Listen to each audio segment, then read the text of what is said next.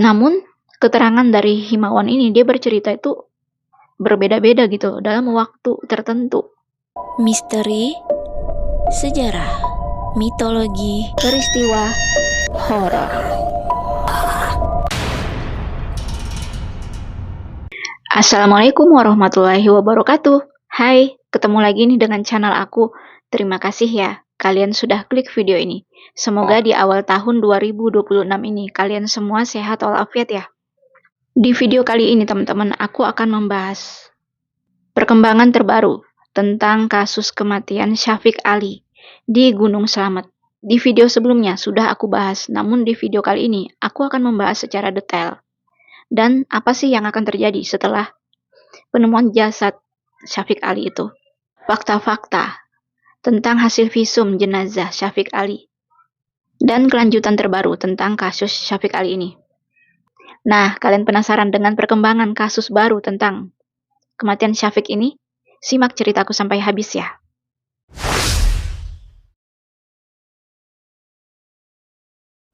Tepat 17 hari pencarian Syafiq Ali akhirnya membuahkan hasil. Pada hari Rabu, tanggal 14 Januari tahun 2026, sekitar jam 10.22, sejak dia hilang pada Jumat, tanggal 27 Desember tahun 2025, saat mendaki bersama temannya Himawan. Jenazah Syafiq ditemukan di lereng puncak sisi Gunung Slamet, di lereng bawah daerah Batu Watu Langgar, sekitar 500 meter dari jalur utama pendakian via di Pajaya, dekat tebing kawah sekitar 50 meter dari puncak sebelah selatan dan berada di antara jalur Gunung Malang dan kawasan Batu Raden. Dari hasil visum pemeriksaan medis dari luar oleh tim gabungan, Syafiq ditemukan dalam kondisi sujud dengan tubuh yang utuh, namun dia mengalami patah. Ya, kakinya patah, tangannya patah. Ada teman-teman beberapa barang yang ditemukan dekat dengan jenazah Syafiq Ali. Ada dompet yang berwarna hitam. Isinya itu ada STNK, motor Syafiq teman-teman. Selain itu ada sepatu. Sepatunya pun ditemukan terpisah, nggak jauh dari jenazahnya Syafiq. Selain itu teman-teman ditemukan juga senter. Ada sarung tangan miliknya Syafiq. Ditemukan juga teman-teman tongkat trekking milik Syafiq yang ditemukan sekitar 10 meter dari jenazahnya. Selain itu, Syafiq memakai pakaian mendaki lengkap dengan jaket anti air. Namun jaketnya itu memiliki beberapa robekan. Selain itu, ditemukan juga ranselnya dengan isi cadangan makanan kayak sereal, biskuit, botol minuman, dan masih ada sisa air minumnya. Ada juga ditemukan kompas, peta Gunung Slamet, bahkan ada lampu senter kepala yang masih berfungsi. Dan barang-barang itu menemukan bukti detail fisik. Nggak ada tanda-tanda kalau barang Syafiq itu diganggu atau kemalingan gitu pada pakaian dan tubuhnya. Dan sobekan pada pakaian Syafiq. Kemungkinan karena disebabkan oleh gesekan tanah, gesekan semak, dan batu-batu tajam. Syafiq itu seperti berusaha bergerak di medan terjal. Ada juga teman-teman bekas lebam kecil di tubuhnya di sekitar lokasi penemuan jenazah Syafiq teman-teman. Tim relawan menemukan bekas jejak kaki yang menunjukkan Syafiq ini berusaha membuka jalan. Ya, dia berusaha membuka jalan melalui semak-semak serta beberapa tempat di mana dia beristirahat di batu yang datar. Namun istirahatnya Syafiq ini diduga sebentar aja. Dan gak ada tanda-tanda keberadaan orang lain di sekitarnya. Jadi ketika dia mengalami insiden, dia itu sendirian aja. Semua peralatan tambahannya itu teman-teman. Dugaan ya, kemungkinan Syafiq ini terjatuh saat terpeleset. Syafiq ini mencoba menjaga keseimbangan di medan licin. Evakuasi jenazah Syafiq teman-teman memakan waktu 15 jam. Ya, kurang lebih 15 jam lah untuk mencapai ke base camp di Pajaya. Namun prosesnya itu sempat tertunda karena cuaca ekstrim. Ada badai dan juga angin kencang bahkan hujan. Ya pokoknya cuaca buruk lah. Ditambah lagi kabut yang sangat tebal. Sehingga pandangan itu sangat minim. Jadi tim SAR dan tim gabungan lainnya itu berhenti. Ya terpaksa berhenti demi keselamatan mereka juga. Akhirnya Evakuasinya itu dilanjutkan lagi pada hari Kamis tanggal 15 Januari tahun 2026, sekitar jam 7.00 dan selesai pada jam 14.20 sampai jam 14.30. Evakuasi jenazah Syafiq Ali, teman-teman, dilakukan secara manual oleh tim relawan, ya petugas SAR, karena medannya itu sangat terjal dan nggak dapat dijangkau oleh kendaraan. Rombongan tim SAR, teman-teman, berjalan kaki sekitar 6-7 jam. Dan itu melalui jalur alternatif yang dirasa begitu lebih cepat gitu loh. Dan jalur alternatif itu untuk menghindari medan yang terlalu berat. Sampailah tiba jenazah Syafiq Ali di base camp di Pajaya sekitar jam 21.00 atau sekitar jam 9 malam. Akhirnya jenazah Syafiq Ali ini dibawa ke RS Purbalingga dan diperiksa lah tuh. Ya, divisum. Namun dari luar, bukan langsung diautopsi ya. Waktu kematian Syafiq ini, teman-teman, diperkirakan ada 2 pernyataan. Pertama, menurut hasil visum luar yang dilakukan pada hari Kamis, tanggal 15 Januari tahun 2026. Diperkirakan, teman-teman, Syafiq Ali ini meninggal sudah sekitar 15 hari. Dan itu sebelum pemeriksaan. Dan dilihat itu semua dari dasar kondisi jenazah dan belat di tubuhnya. Kedua, hasil visum luar dari SAR Wanadri. Hasilnya mengatakan kalau berdasarkan kondisi jenazah Syafiq itu dan barang di sekitar lokasi yang dekat dengan jenazahnya, Syafiq Ali diduga meninggal sekitar 4-5 hari sebelum ditemukan pada hari Rabu, 14 Januari tahun 2026. Jenazah Syafiq, teman-teman, pada saat itu mengalami pembusukan lanjut. Ketika ditemukan itu terdapat belat yang kurang lebih panjangnya pada saat itu 1,5 cm. Namun beragam juga ukuran bentuk belat yang ada di tubuhnya Syafiq dan ukuran luka di tubuh Syafiq sekitar 6 cm sampai 5 cm. Tapi dari penyelidikan luar itu nggak ada kayak tanda-tanda kekerasan atau kayak tanda penganiayaan di tubuhnya. Nah, itu baru pemeriksaan dari luar ya. Kemungkinan kalau dilakukan autopsi pada jenazahnya, mungkin hasilnya lebih memuaskan. Dan diduga kalau Syafiq ini meninggal karena hipotermia dan kedinginan ekstrim. Keluarga Syafiq, teman-teman, menolak untuk dilakukan autopsi pada jenazahnya. Ya, mereka ikhlas atas kejadian yang menimpa Syafiq, anaknya. Dan mereka nggak mau memperpanjang kasus ini.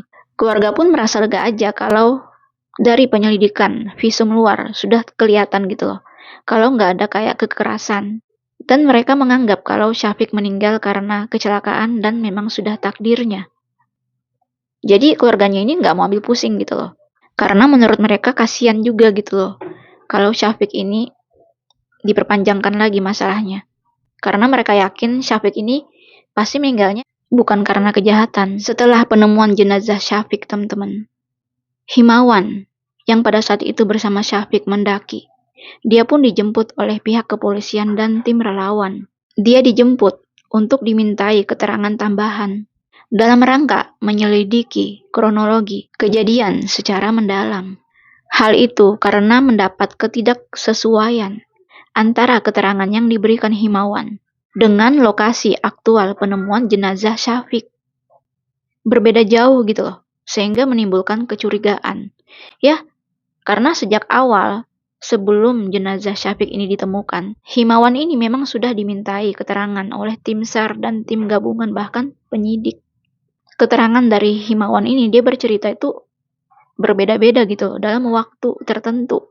Kalau tim relawan yang lain meminta keterangan, dia berbeda lagi kasih keterangan.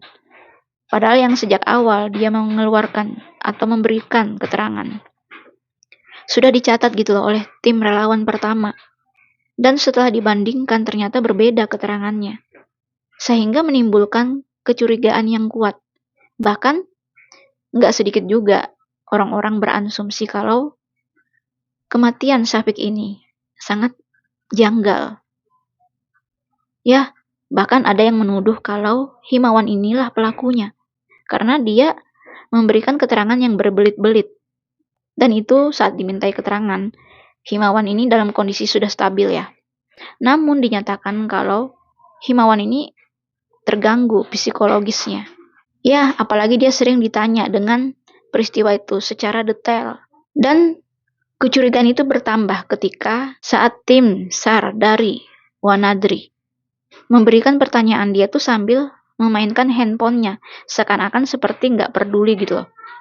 Kayak nggak ada kayak nggak ada rasa sedihnya, kayak nggak ada rasa khawatir dengan temennya. Apalagi pencarian Syafiq ini bukan dilakukan sehari 2 hari, tapi berhari-hari sampai 2 minggu lamanya.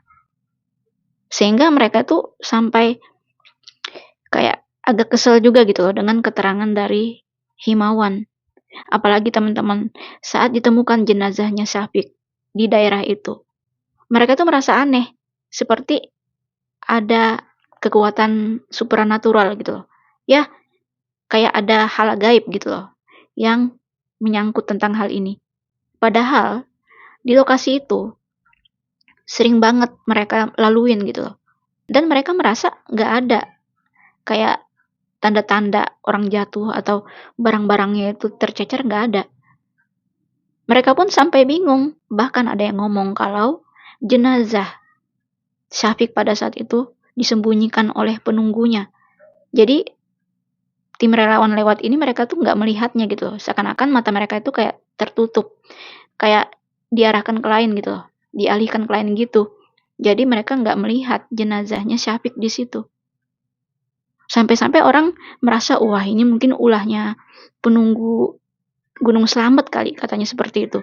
Tapi dalam hal ini, kita berpikir secara logika aja ya. Kemungkinan memang Syafiq terpleset dan jatuh karena memang cuacanya pada saat itu nggak memungkinkan.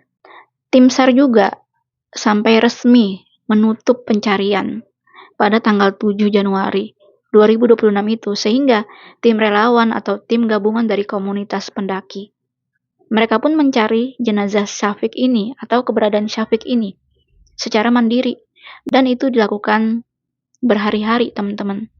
Dan alhamdulillah membuahkan hasil, dan dipanggilah tuh tim SAR dan Basarnas untuk membantu evakuasi jenazah Syafiq.